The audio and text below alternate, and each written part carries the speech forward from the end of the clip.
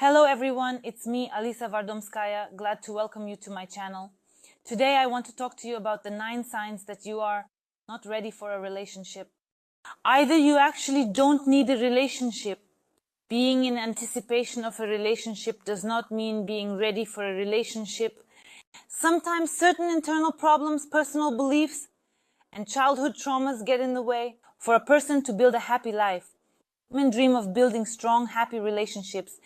Often, when entering new relationships, she repeats certain situations and does not understand that until she resolves what is happening inside her, she will not be happy in relationships. Everything in our world reflects us. The partner who comes into your life will reflect you if you are internally happy and self-sufficient, meaning you know how to be happy without a partner. You know how to enjoy life without a partner.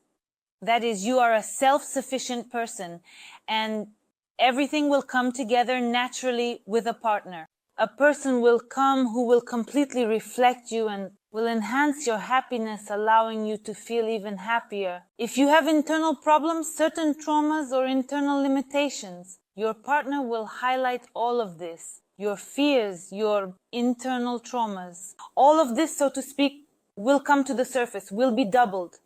And he will show you what you may not have seen. But it is very difficult for a person to accept the fact that often the problem lies within themselves. It is always easier for us to blame someone.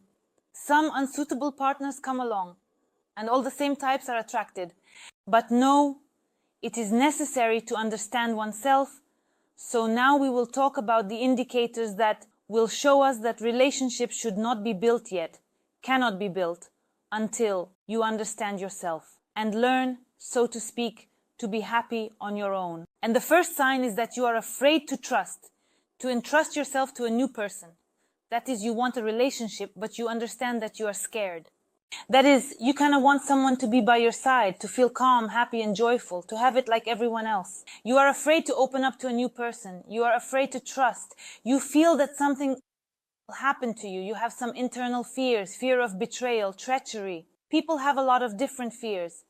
And if you understand that you want a relationship, but you are afraid of something, afraid to let a new person into your life, afraid to open up, afraid to show your inner world, then life may only send you a person who is just as closed off.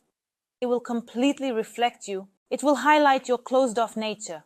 That is, you may, for example, if you are very closed and do not trust, encounter a person in your life who will not trust you and will be closed off from you. Or you may be very afraid of betrayal, infidelity, and a person will come who will embody those fears of yours. So if you are afraid of something, do not trust men. Do not trust the world at all. Do not trust everyone at all. You need to sort things out with yourself. Otherwise, the situations will keep repeating. Even if you have had some painful relationships, if you have been hurt, suffered, it does not mean that you will always suffer and that you cannot trust people at all. It is necessary to work through where this pain comes from. It is necessary to bring it out, to experience it. Perhaps somewhere deep inside there is a trauma that prevents you from being happy. Next. The second sign is that you are dissatisfied with your life. I will tell you this phrase: you cannot enter a relationship empty and expect to get everything from it. If you are dissatisfied with your life, how can a person come into your life who will make you happy? After all, you cannot make your life happy yourself. You cannot create conditions for yourself to be satisfied with something. So if you enter a relationship feeling empty, your partner will give you nothing and they won't stay with you. If a partner wants to receive something, they give something, and naturally, they want to receive something in return. This is a healthy energy exchange. You give love, warmth, affection. He protects you, takes care of you, he gives prey. And let's say each couple has their own kind of exchange, meaning you give something and perhaps receive something. So if you are unhappy with your life, feel that everything is bad, you need to start with yourself. Otherwise, people will certainly come into your life who will highlight your unhappiness. Often these will be tyrants who, let's say, will show you, well, think about it already. How long can you suffer? Take responsibility for yourself and your life and start building your happy, beautiful life. How long will you really suffer? until a person understands that their own life depends only on them, will endure, until they get tired of all these sufferings, dissatisfaction with their life, then life can radically change. Next, you devalue yourself. A girl meets a guy and she understands. Deep down she thinks, I don't measure up to him. He's so wonderful. And I'm not like that. I'm worse. I have so much going on. And that doesn't mean, let's say, it's not a fact. It's not a fact that she doesn't measure up to him. But she thinks so due to her possibly low self-esteem and some other issues. She thinks that she doesn't measure up to him. And what does she think at that moment? Will I become like that? That she will be liked by him. In other words, she doesn't even consider the thought that she can be liked just as she is. And yes, on dates, at first, meetings, all people try to show themselves in the best light, but they show their sides. As soon as you try to pretend to be better, let's say not better, but to be different, not like you. We all have our strengths and weaknesses. And yes, you can emphasize your strengths. And these are indeed your strengths. And the weaknesses come to the surface. And often, partners love each other's flaws. So when you start pretending, you are not sincere, not genuine for your partner. He doesn't understand who you are. And yes, often such relationships don't even develop. But if they do start to develop, you quickly get tired of pretending because it's not you. And at some point, let's say everything collapses because another personality, which was previously hidden, starts to emerge. So you shouldn't undervalue yourself. Accept yourself. Accept the fact that you are a unique person, that you can be loved just as you are, with your strengths and your weaknesses. There's no need to pretend. You don't need to play someone else's role. You need to notice the beautiful things in yourself, direct your energy there, into your beauty, and show it to the world. Believe me, as soon as you notice the beauty of your soul, your appearance, the beauty of everything in yourself, those around you will notice this beauty immediately, as soon as you do. If you hide yourself from this world and present some kind of fake, people will treat you exactly the same way. Not as a real person, not as an original, but as a copy. Next, you do not learn from your mistakes. That is, if the same scenario keeps repeating. For example, you were dating, you started a relationship, and the guy, for instance, cheated. You break up, suffer, meet a new guy, develop a relationship, and the guy cheats. Again, it all goes in circles. And you think that this happens because, well, because you keep encountering such men, perhaps this is your fate, and so on and so forth. All in that spirit, a woman may overthink, blame someone, often not herself. So, if there is some cyclicality in your life, then only you are to blame. Think about why this happens. Why, for example, do men cheat on you? Well, if we take the situation of infidelity, perhaps there have been betrayals in your life, but when you were a child, that is, your dad cheated on your mom, and you accepted this behavior model. Or perhaps you are very deeply affected, that is, you have some trauma, possibly from your first relationships, and may be very afraid of infidelity and have directed all your energy there so much that it actually manifests as an event and comes to you. That is, your fear returns to you. Think about why this happens. Why do situations repeat? What is wrong with you? And this is not about any external data nor anything else, but specifically about your, let's say, your personality, about what is hidden inside. Why does this happen one way or another? Perhaps you are overwhelming your partner with your distrust in some way, and for example, endlessly checking all messengers, phones, everything in the world, and thereby, for instance, pushing him towards infidelity. Perhaps, I repeat, you are very afraid of infidelity, and think about it very often, thereby attracting such an event into your life. Reflect on why this happens. Think about it. If you honestly talk to yourself, you will discover why there is such a reason. Once you find the reason, you need to work on it. And then any cyclicality in your life will simply disappear.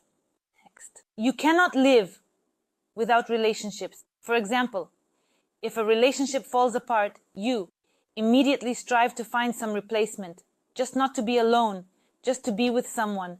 And here, let's say, there is a fear of being alone with oneself. When we talk about internal problems, it means that our inner experiences surface, and the person is afraid to be alone with themselves, afraid to work through their inner experiences, afraid to listen to themselves, afraid to talk to themselves about what is inside.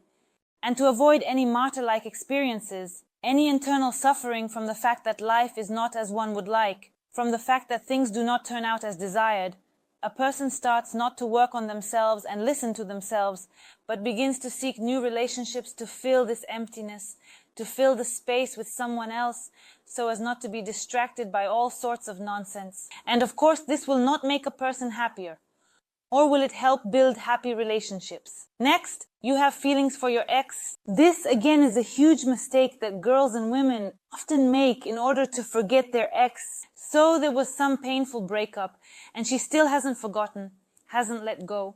Perhaps she loves him one moment and hates him the next, and she thinks, a wedge cannot drive out a wedge, so I'll go. Find myself a new guy. And what happens? It turns out that the woman becomes even more unhappy.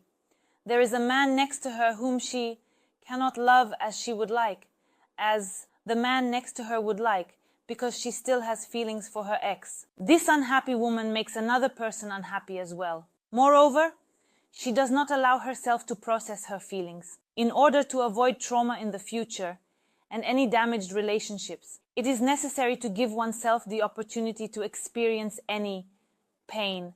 So when a woman does not allow herself to process the pain of separation, that is, perhaps the man cheated, betrayed, left the family, went to another woman, and in order not to suffer, she finds someone else, what does she do? She condemns herself to further unhappy relationships. She has not cried out what she needed to cry out. Regarding her ex-man, she did not think through everything she needed to. She did not allow her emotions to be expressed. She did not experience that relief that comes when a person begins to heal. When a woman goes through all the stages, whether a woman or a man, that is, a person experiences all the stages during a breakup. In the end, they let go of the person and are ready for new relationships. That is, all stages have been experienced. The person becomes happy, they gain lightness, they understand, I am ready for something new, and the world blooms with new colors. But when there is some kind of replacement for the ex, then the woman finds herself in what we might call dark emotions. That is, she does not feel happy. Naturally, if she's not happy, a man who will make her happy will not come into her life. A man will come who will show her and prove once again that she is an unhappy woman. Next, you love your freedom too much. Well, this is, let's say, an indicator that you are not yet ready for a relationship. That is, you like not being in a relationship. You want to feel free, not belong to anyone, and live easily. And this, of course, is a factor that you should not enter into a relationship. It is better to wait for emotional maturity in order to enter into a relationship in the future when you need it. Next, right now, career is the top priority. Again, if you have decided that you need to achieve some career heights now, and you spend 12 hours a day at work, naturally, what kind of relationships can develop? Relationships, let's say, that will not satisfy each partner very much, because relationships, again, require time, energy invested, effort, and some work. Because if something is left to chance, we all know that anything left to chance usually does not bring any results. Relationships, I will repeat, require work. You need to work on relationships every day so that they bring joy in the future, meaning addressing some issues and arranging pleasant surprises here and there. To talk openly, to reveal one's soul to each other, to learn to interact. If this does not happen, then necessary contact between people, which helps them truly love each other, does not occur. Next, the pressure from those around you. This, again, is not an indicator of what you need in a relationship. If those around you are pressuring you and saying, it's time to get married, when will you find a suitable partner, it's time to have children, and you still haven't, and at that moment, a girl or a woman may experience, let's say, a click happening in her mind. Just to be with someone so that there is no longer the fear of being alone, with no children, no one, and she agrees to what is being offered to her. That is, she does not want a relationship, for example, with a specific man. She understands that she does not love him, that she will be unhappy with him. But in the absence of better options, even a crayfish is a fish, and she agrees. Such relationships will not bring happiness. It is necessary to choose a person, not out of pressure, not because someone wants it, but because it is what you want. It is essential to always start from your own preferences. Do you want a relationship? If there is a person with whom you want to build a relationship, then everything is wonderful. If there is no suitable person, then perhaps it is not yet the right time. Maybe you are not emotionally ready yet, or perhaps the events in your life have not yet occurred that will bring the person you need into your life. So, do not settle for less. Believe that you will definitely succeed. Believe that you deserve the very best. And believe me, everything will definitely come together. Now, that's all for this video. It was me, Alisa Vardomskaya. I hope for your likes and subscriptions. Write in the comments what you would like to discuss in my new videos. Don't forget to hit the bell, and goodbye everyone.